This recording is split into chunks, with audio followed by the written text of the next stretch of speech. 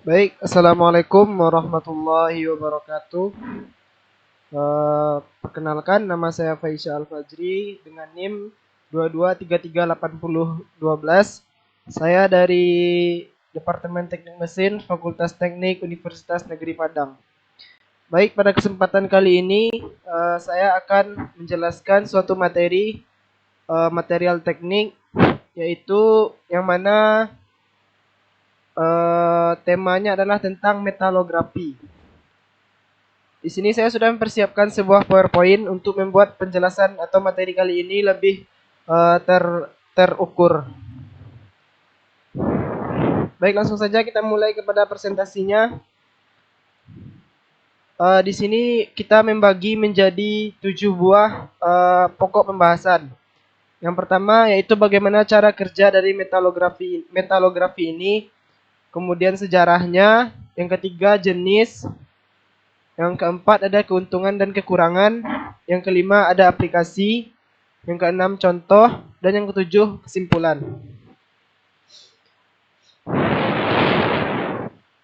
Baik, pertama kita masuk dulu ke bagaimana sih cara kerja dari metalografi ini.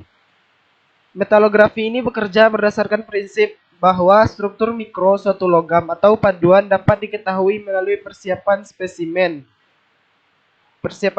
yang cermat dan analisis menggunakan teknik seperti mikroskop cahaya, pemindaian mikroskop elektron, atau difraksi sinar X.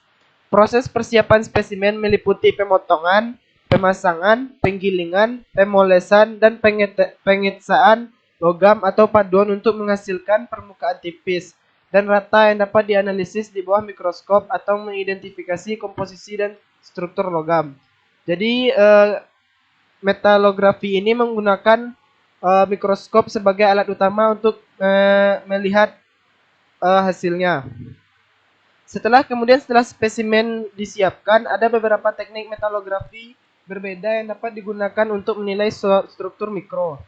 Metode yang paling umum adalah mikroskop cahaya dalam metode medan terang atau BF.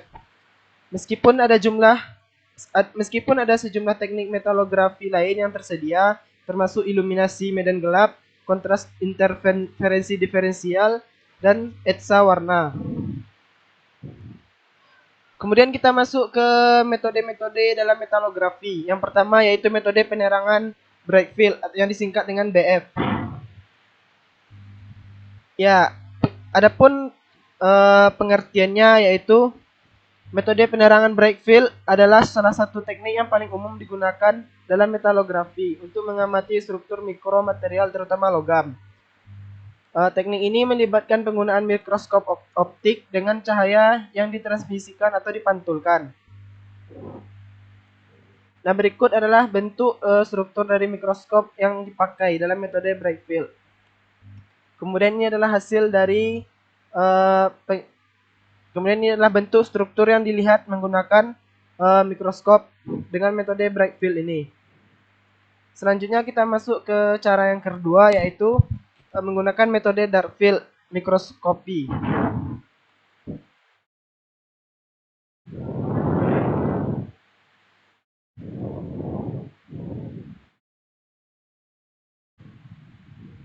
Metode dark field mikroskopi ini merupakan teknik yang digunakan dalam metalografi untuk mengamati struktur mikro logam dengan meningkatkan kontras antara fitur-fitur yang berbeda pada sampel. Berbeda dengan bright field mikroskopi, metode dark field ini biasanya menggunakan cahaya yang hanya menyinari sampel dari sudut tertentu, sehingga hanya cahaya yang tersebar atau yang dipantulkan oleh fitur-fitur pada sampel yang mencapai lensa objektif.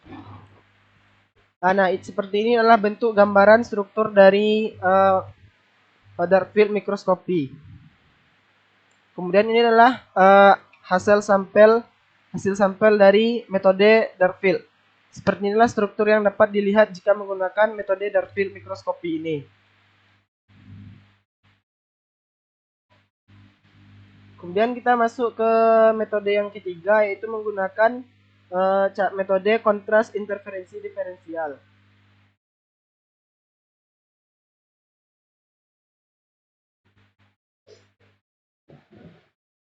Metode kontras interferensi diferensial ini merupakan teknik canggih yang digunakan dalam metalografi, yang gunanya untuk meningkatkan kontras dan resolusi dalam pengamatan struktur mikrologam.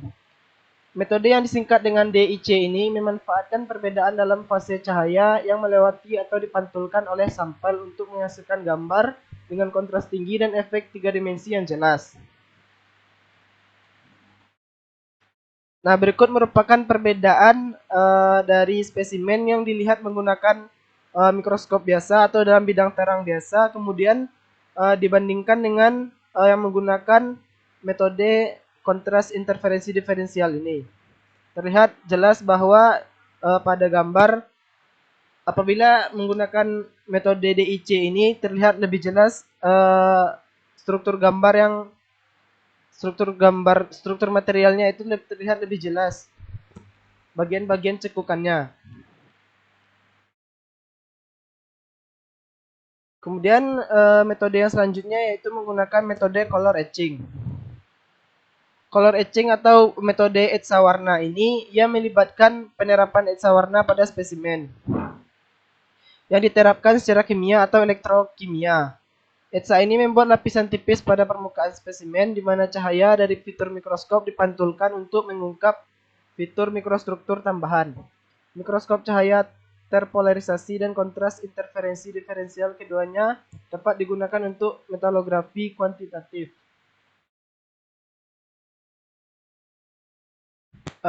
Metode color etching ini digunakan untuk meningkatkan kontras dan mengidentifikasi berbagai fase struktur butir dan inklusi pada sampel logam dengan menggunakan larutan kimia khusus yang memberikan pewarnaan berbeda pada berbagai komponen mikrostruktur. Teknik ini sangat berguna karena menghasilkan gambar berwarna yang memudahkan identifikasi dan analisis. Nah, seperti inilah bentuk spesimen yang dihasilkan dari metode color etching.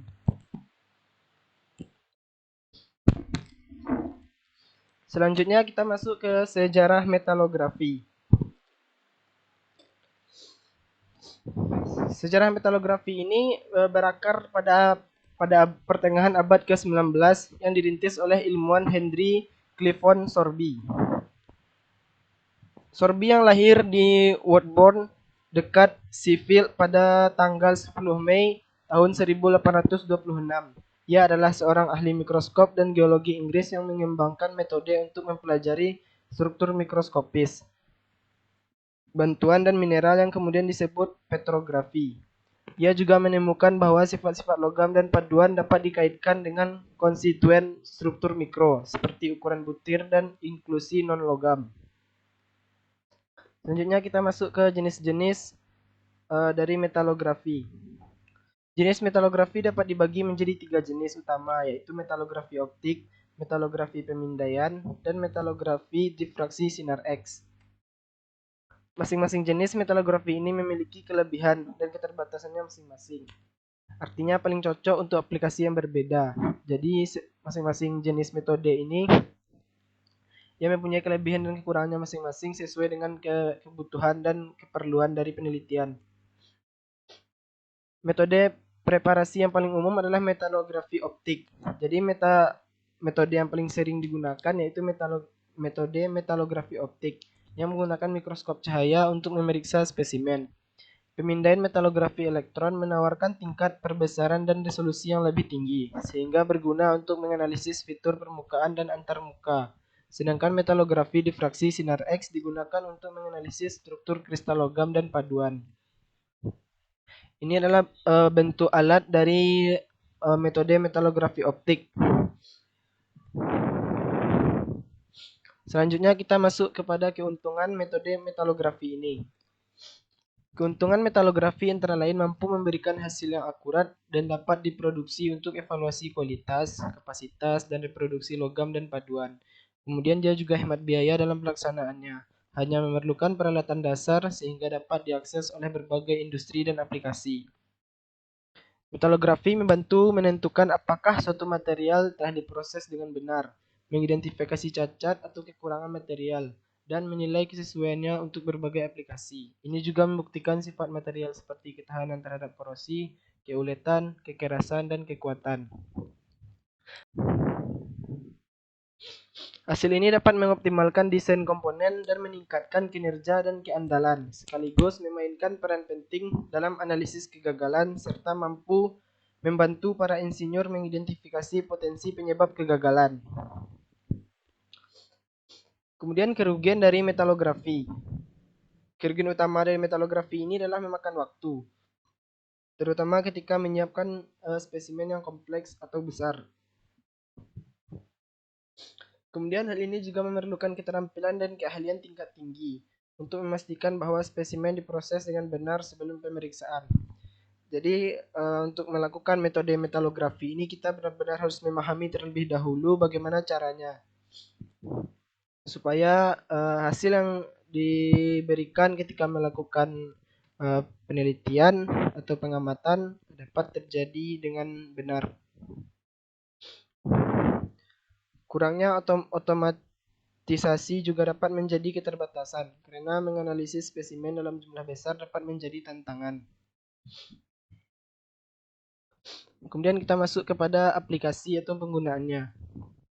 Metalografi ini digunakan di banyak bidang termasuk teknik dirgantara atau pesawat terbang, kemudian teknik otomotif dan manufaktur industri.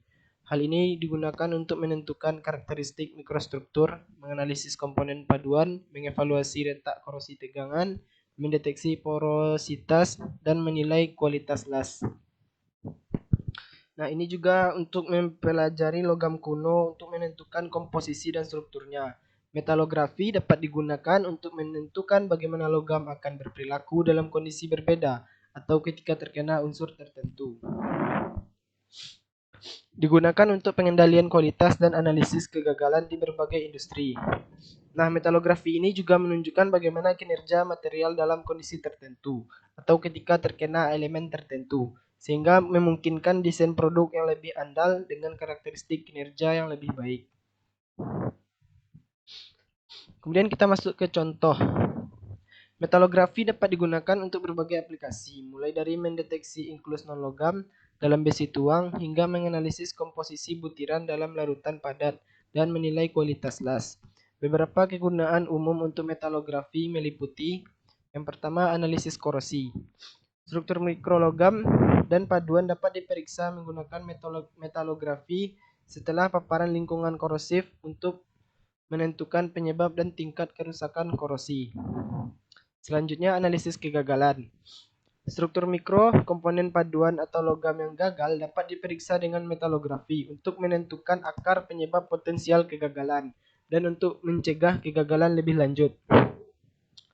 Kemudian analisis struktur butir. Sifat mekanik paduan dan logam seperti kekuatan dan dapat dinilai dengan menggunakan metalografi untuk memeriksa ukuran dan distribusi butir material.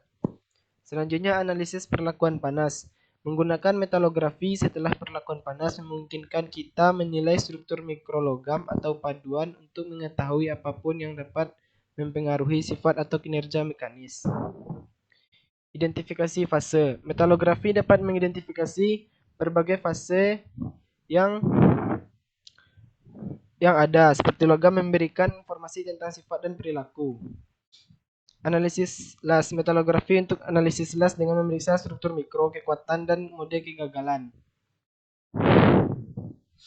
Kemudian kesimpulan dari materi metalografi ini adalah metalografi itu merupakan alat yang berguna untuk memahami struktur mikrologam dan sifat mekanik paduan logam.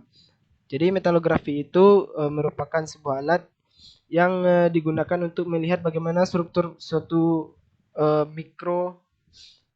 struktur mikro dari sebuah logam. Ini merupakan metode yang hemat biaya, digunakan di berbagai industri yang memberikan hasil yang akurat, andal, dan dapat direproduksi, digunakan untuk menentukan sifat dan kinerja material dalam berbagai kondisi seperti tekanan dan suhu. Metalografi dapat digunakan untuk membantu mengoptimalkan desain serta mendeteksi cacat dan menentukan penyebab kegagalan.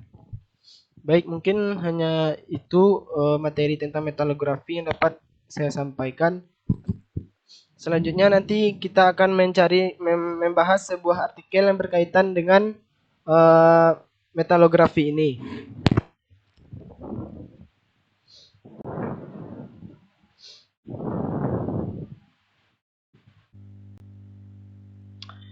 Baiklah, sekarang mari kita bahas sebuah jurnal artikel yang diterbitkan oleh Elsevier yang berjudul Metallographic Methods for Revealing the Multi-Phase Microstructure of Strip Assisted Steels,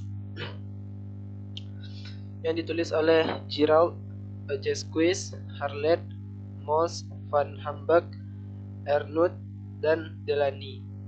Baik, untuk memahami artikel ini, terlebih dahulu mari kita terjemahkan ke dalam bahasa Indonesia. Nah, sekarang mari kita bacakan dulu abstrak dari artikel ini. Teknik ETSA klasik yang digunakan untuk penyelidikan struktur mikrobaja memungkinkan pengamatan simultan hanya pada sejumlah fase yang terbatas. Jadi teknik yang digunakan pada artikel ini menggunakan teknik ETSA. Sejauh ini batasan tersebut belum ada terlalu merugikan karena pembagian besar baja karbon rendah memiliki struktur mikro yang cukup sederhana. Ketertarikan baru-baru ini pada apa yang disebut baja multifasa berbantuan trip ditandai oleh struktur mikro yang kompleks memerlukan perkembangan baru dalam metode metalografi. Makalah ini menyusulkan perluasan teknik yang sudah diketahui untuk memungkinkan studi 4 jenis baja berbantuan trip. Pembatasan yang sebenarnya membenarkan perkembangan yang lebih baik metode ditekankan. Meskipun sederhana, prosedur ini memiliki keuntungan karena memungkinkan pengamatan simultan terhadap 4 fase yang umumnya membentuk struktur mikrobaja berbantuan trip, yaitu ferrit, bainit, austenit, dan martensit. Mikroskop cahaya dan elektron serta teknik difraksi digunakan untuk menunjukkan minat terhadap hal ini. Jadi alat yang digunakan pada penelitian ini yaitu mikroskop cahaya dan elektron serta teknik difraksi.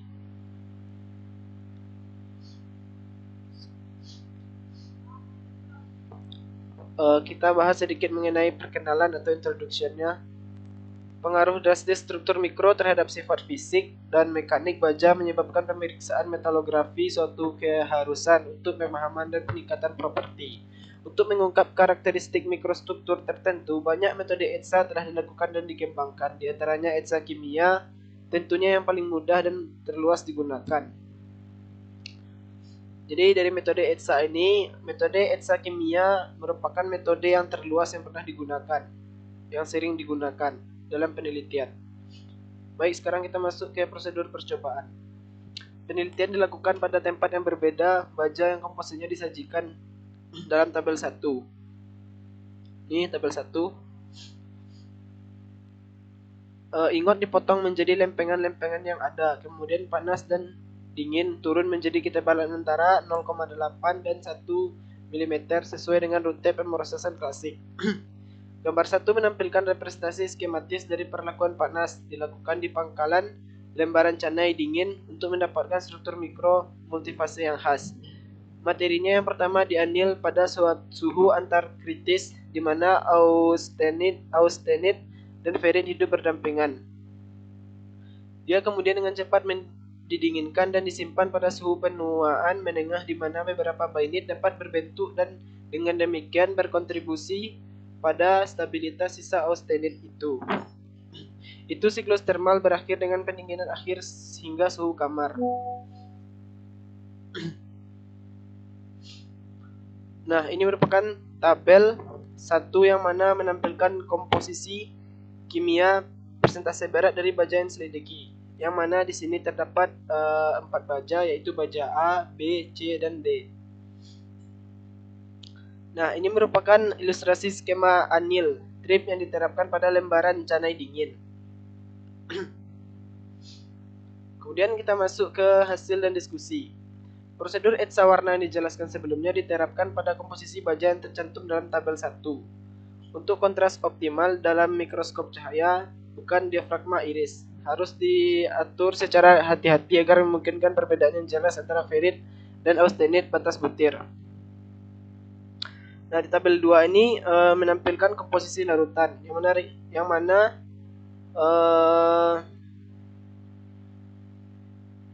regen 1 ini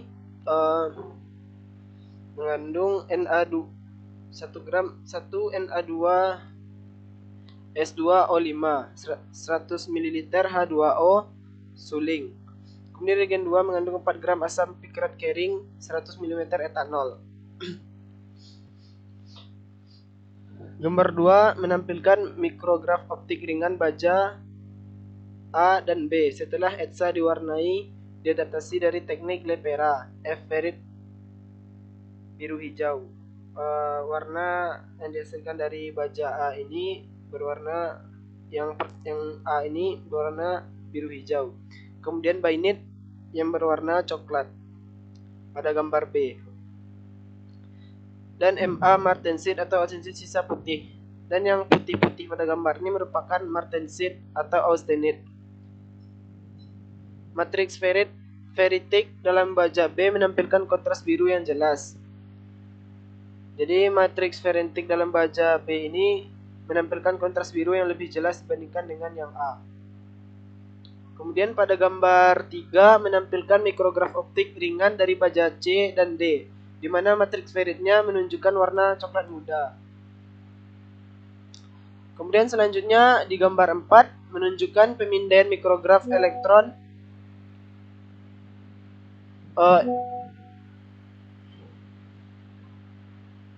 nital etching baja dan A dan B. Situs austentik ini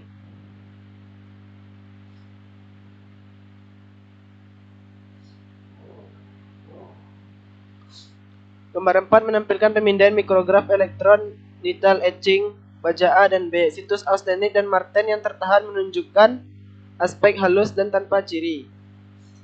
Kemudian gambar 5 ini menunjukkan pemindaian mikrograf elektron dari Overetched baja B, menunjukkan sedikit struktur pada martensit bulir. Jadi pada gambar 5 ini menunjukkan sedikit struktur pada martensit bulir. Kemudian di gambar 6 menampilkan mikrograf optik ringan dari baja yang ditempa dan diwarnai, yaitu pada gambar A dan B. Butiran martensit dapat dikenali dari warnanya yang putih pucat. Jadi warnanya yang putih pucat ini merupakan butiran martensit.